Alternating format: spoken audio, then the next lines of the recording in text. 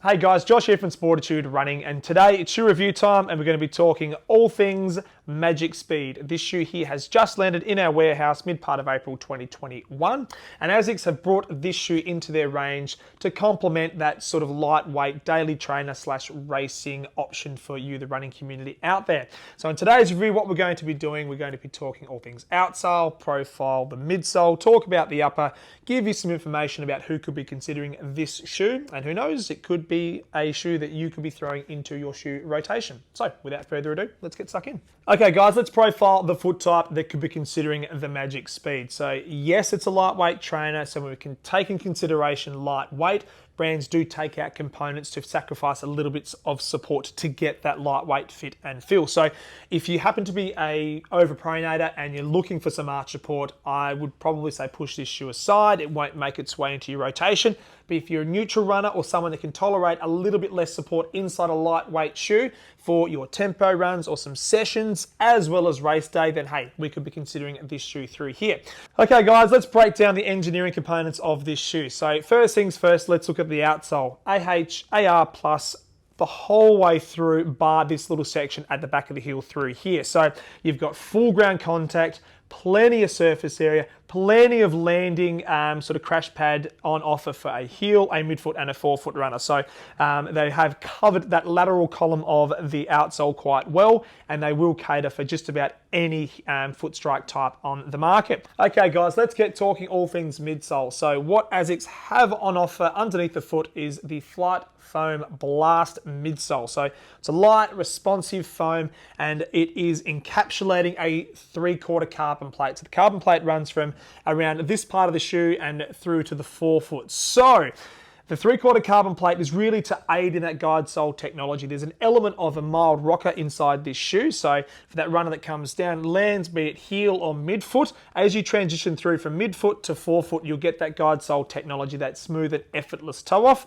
And that's what the carbon plate is there to do. It's obviously complementing that Flight Foam Blast cushioning system, which has got plenty of dampening. But that aid and responsiveness is where the carbon plate will work in conjunction with that midsole. So it is relatively light. It's on a pretty generous stack height. I mean, we're talking 34 millimeters in the heel and 29 in the forefoot for a 5 millimeter offset, and that's both men's and women's.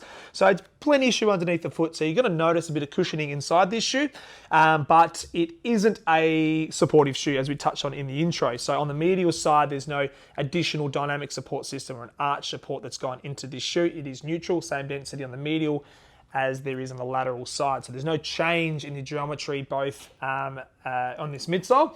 So therefore it's really trying to get the carbon plate to engage your foot on top of that flat platform to encourage a smoother, snappier toe off inside this shoe. Now diving into the upper, it's a relatively lightweight upper. I mean, it's an engineered mesh, so what we have on offer is a very breathable system, a very thin tongue as well, so there's not a lot of padding inside this shoe. They have tried to reduce weight in areas you can sacrifice for a lightweight tempo / racing shoe. So the tongue's nice and thin. It is stitched down the bottom here. So at the bottom of the shoe itself, the tongue is stitched in, so it won't drop down to the medial or the lateral side. It'll stay nice and fixed, which is what I found with my couple of runs inside this shoe. And also, from a heel counter perspective, I actually have liked what ASICS have done with this shoe. It's like a suede internal collar with a little bit of padding around the back of the Achilles. So it is actually a really nice, comfortable fit, and thrown in the additional eyelet at the end through here. So if you're one that likes to lock down your foot with a heel lock lace, or even just come back to that last eyelet, you have the ability to do that. One thing to note though, the sock liner is stitched in or glued into this shoe, not stitched, pardon me. So that does stay fixed. So if you happen to be a runner that may have a preferred sock liner at home, or have removed this previously, maybe to put an orthosis in here, just note that it is glued in, and it's glued in for a specific reason. And while we're talking all things upper, it is in standard widths only, which is no surprise really. Your sort of niche running shoes, be it your lightweight and your race day shoes, really are only offered in your standard width. So that is a D in the men's and a B in the ladies. Okay guys, that's my take on the Magic Speed. Speed, just to break it down for you, it is a lightweight shoe. It comes in around 230 grams in the men's size 9 and around 185 grams in the ladies' size 7. So it's not the lightest shoe in the market, but it's certainly coming down towards that really lightweight category. And ASICS have introduced this into their range as a complementary shoe for a runner out there who's looking for a lightweight tempo and session shoe.